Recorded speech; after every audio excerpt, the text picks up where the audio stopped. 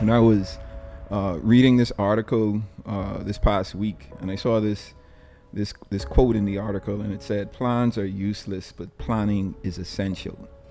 And I thought about it, and I was like, "Man, that is so true."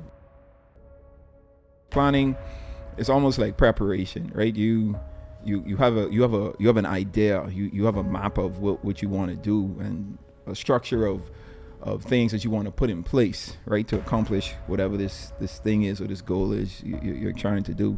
And a plan helps you to get from step to step within that process. What are we planning for? Like life or Anything, projects? anything. Planning. You should be planning for literally everything in life. Even when we plan, I think the expectation should be, I probably won't use the bulk of this planning, but it's still important. And that's why I'm having this pod today, because I want to share some tips on how to plan, or the best way to plan, and then just give you reasons why it's essential, why planning is essential.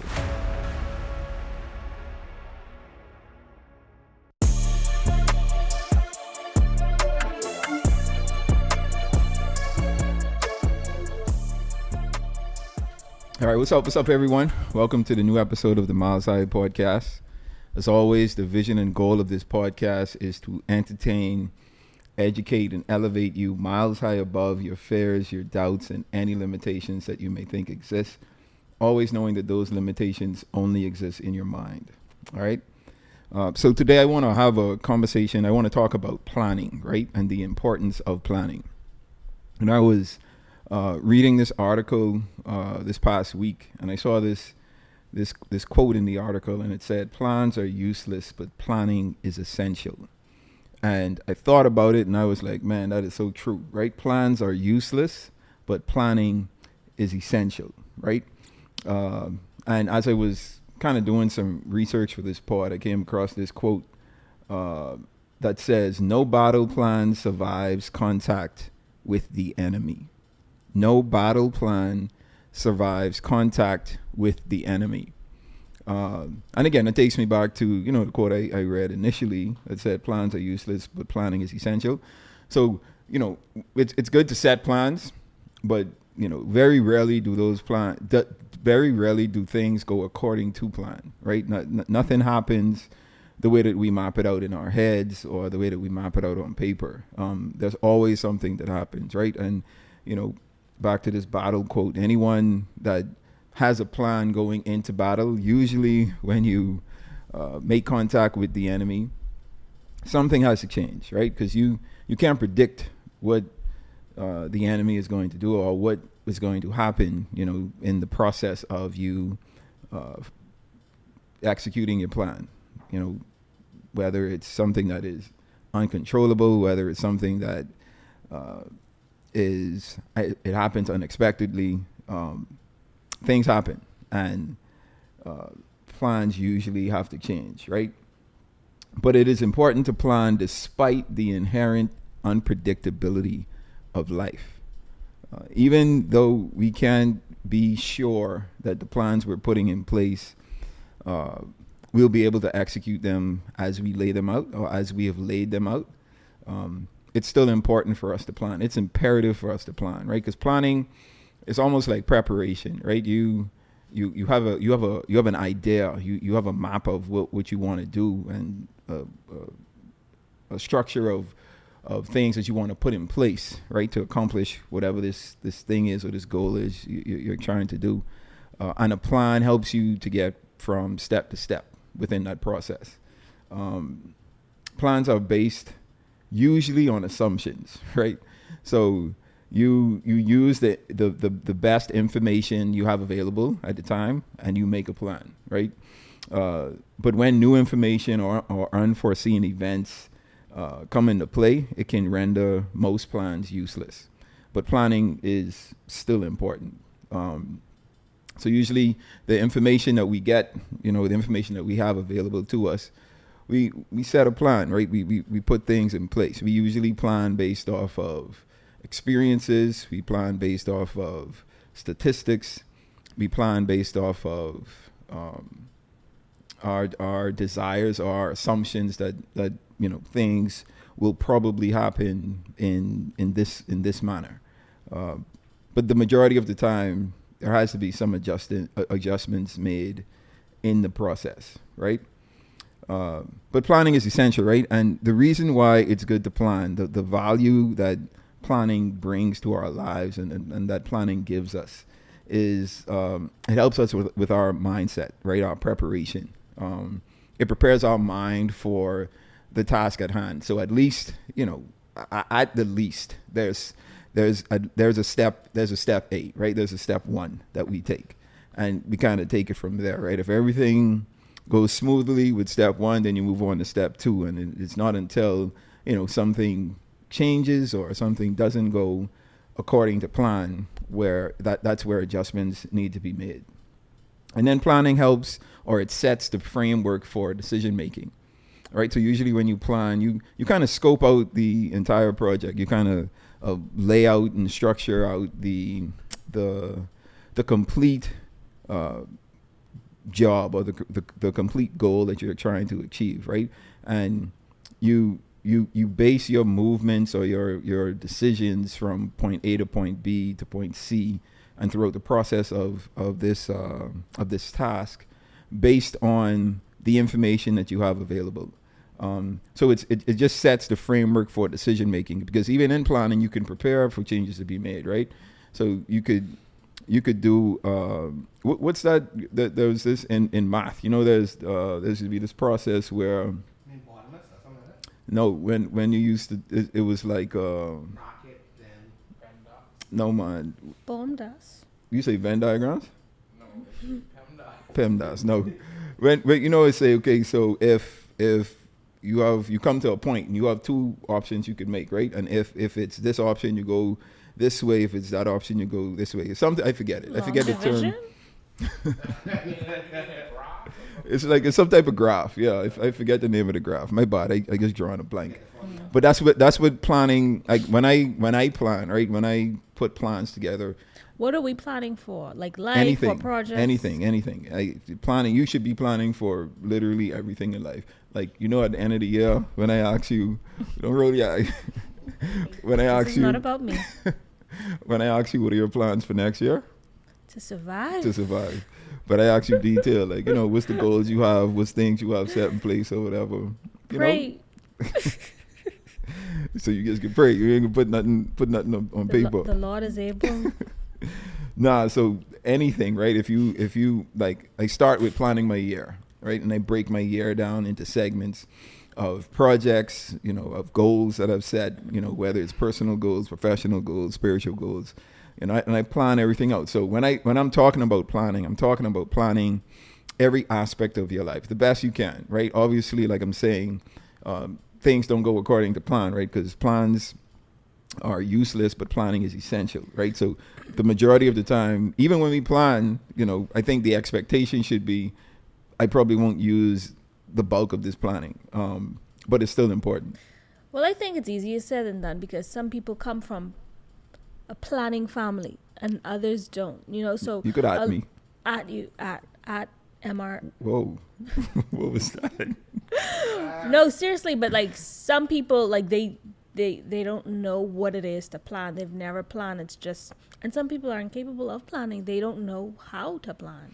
Right, and that's why I'm having this pod today, because I want to share some tips on how to plan, or the best way to plan, and then just give you reasons why it's essential, or why planning is essential, right?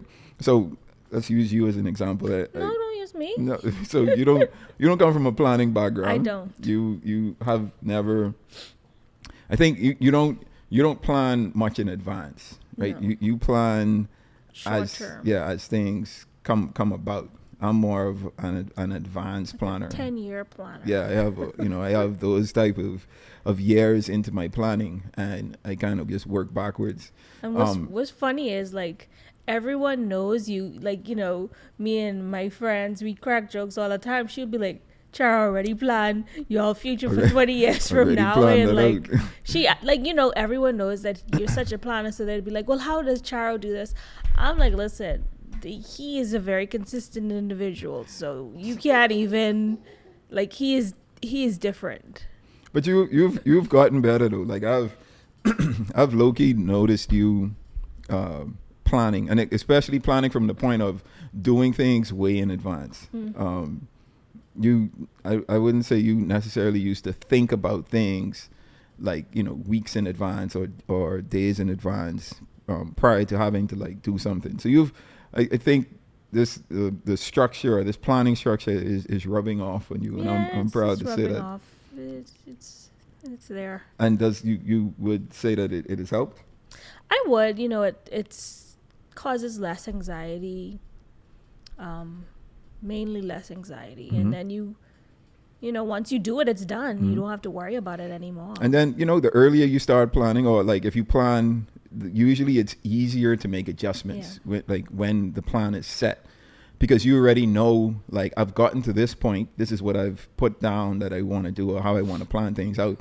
Okay, something happened. I need to make an adjustment. What's the quick? You know, I need a quick thing, a quick pivot that I need to do. And usually it's easier when you have a plan in place rather than just kind of doing things, you know, all willy-nilly, and something happens and then you just stuck, and you crying, you upset, you emotional, and you can't think straight because you didn't have a plan in place, and you know, to start with. But you know, again, that's why the value of planning, you know, it helps with your mindset and the preparation that you need from a mindful standpoint. And then it sets the framework for your decision making. You know, like I was just saying, like if you have a plan, your decisions become easier, or, you know, can become easier, because some decisions could be difficult depending on what happens.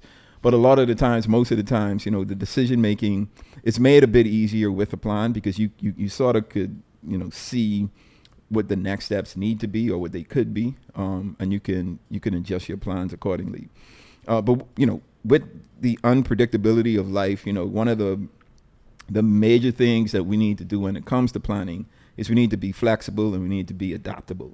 You know, our mental agility is very important, right? I think I am always, the way I practice this is I try not to do the same things the same way whenever I'm doing a task, right? And I feel like the more ways that I can practice doing something differently, it allows me to carry that over into other aspects of my life, right? And it expands my mind and my mental capacity when it comes to needing to pivot, when it comes to needing to be flexible and to change, because, you know, something that may have worked, or part of something that may have worked in another situation, or in another goal or plan that I had, I might could use that and adjust that, and, you know, kind of bring that into something totally different, you know, something unrelated to what that was initially for. But because the principle of planning and how it works, you know, I can take certain things that I've planned in other areas and, you know, use them and be flexible with them in other aspects of planning. And that just helps me with my ability to be adaptable, my ability to be flexible. And then it helps me to be able to think of how I can adjust on the fly. You know, I've always wanted to be a person who was able to, like, just think on the fly. I never wanted to be someone that, you know, sets a plan, tries to execute this plan, something happens and it throws everything off, and then I'm stuck, right? I could kind of remember the first time that I recognized my ability to think on the fly. And this was something simple, right? I was back in high school at the time, and I was doing a cookout. We were selling cookout tickets, and we had purchased some meat for the cookout tickets.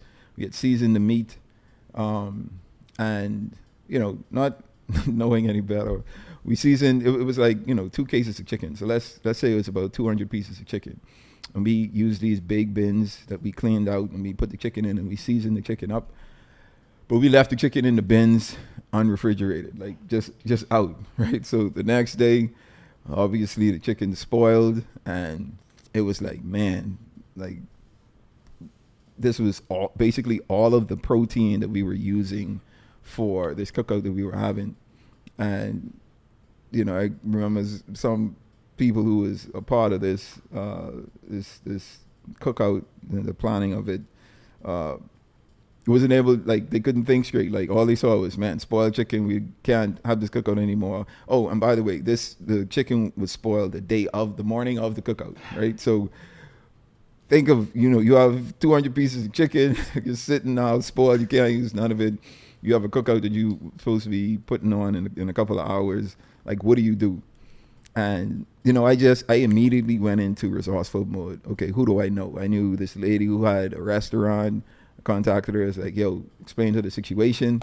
And she decided to assist me. And, through that adjustment, through being flexible, and just through having that mental agility to pivot and just try to come up with a plan B, we were able to still pull off the cookout. And, only people who knew, who were a part of the preparation of everything, knew that we had that problem that morning. And I looked back on that day, a few days after that had happened, and I was like, man, I kind of shocked. I didn't realize it in the moment, but after the fact, I just was like, man, that was impressive. I was impressed with just the calmness that I had and the quickness that I displayed in just being able to pivot. Even when, everyone else was a bit emotional and just kind of like crying over everything and figuring, okay, we can't have to cook it no more. For me, it was like, nope, we got to try and make this happen. What can I do? What can we do? Who do we know? What resources can we bring into the picture to still try and pull this off? So, the flexibility that we need, the adaptability that we need, it helps us to foster a proactive mindset, which I explained in my example just now. And then it also helps us to be critical thinkers and problem solvers. So again, the more we practice, the more we think on these things, the more that we prepare and plan, I think the better prepared we are for adjustments and any flexibility that needs to be made or that needs to be had. I think the biggest misconception about planning is that planning is a waste of time. And, I guess rightly so, because to start off this part, I said that plans are useless, but planning is essential, right? So one would say, well, if plans are useless, what's the point in planning? But the need for us to plan is so that we can be able to adjust, so that we can go into it with a mindset that is prepared to execute this plan, but also a mindset that is prepared to be flexible and make adjustments as needed. And this is, Sharice and I have had this conversation a lot, because when she and I first started dating, I remember the first time I asked her, what are your plans for next year? This is us going into the new year. You have any goals you set for next year? And she looked at me like I was crazy, like, like next year. This year ain't even finished yet. What I think about next year for?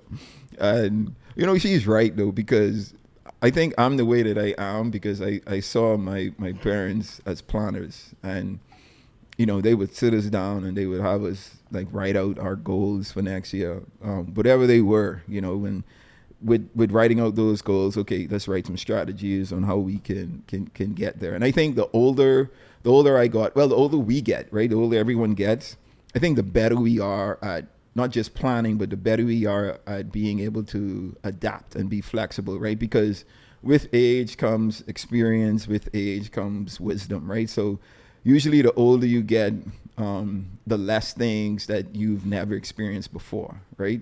And that means that the older you get, the less you're surprised at things that can happen.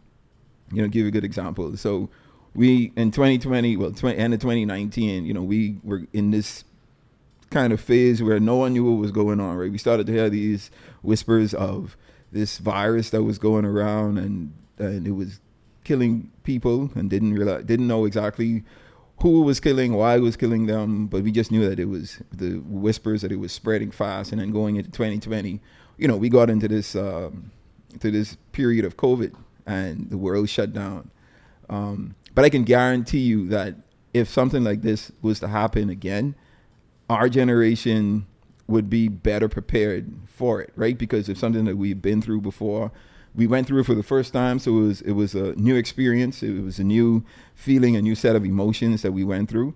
But because we went through it, we came through it, and we understood the good and the bad of those situations.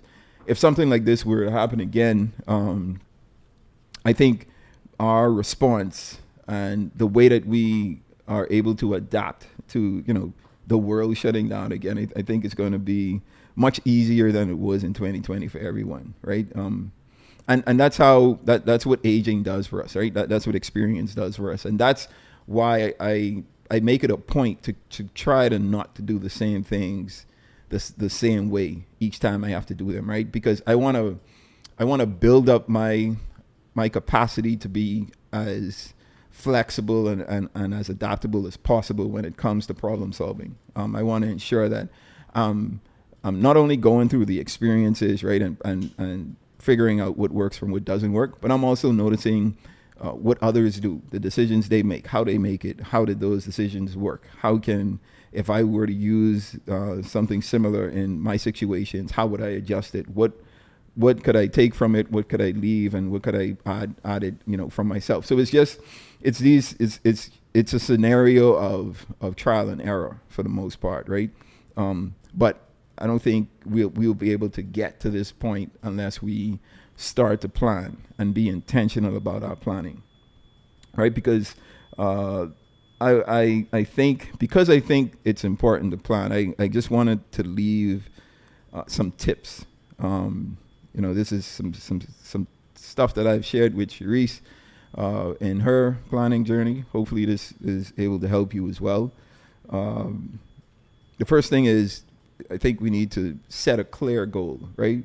Not only a clear goal, but a goal that is achievable, right? You don't want to just throw something out there that isn't feasible for us to accomplish as the types of individuals that we are, right? So we got to set clear goals. Then we have to identify the possible risks and obstacles that we can face. So again, I think that step is easier the older we get and the more we experience. But regardless of age, regardless of where you are in life, I think you should be able to assume what some of the risk or some of the obstacles could be in the situations that you're in and what you're planning for. And then the last thing is to always review and adjust as needed, right?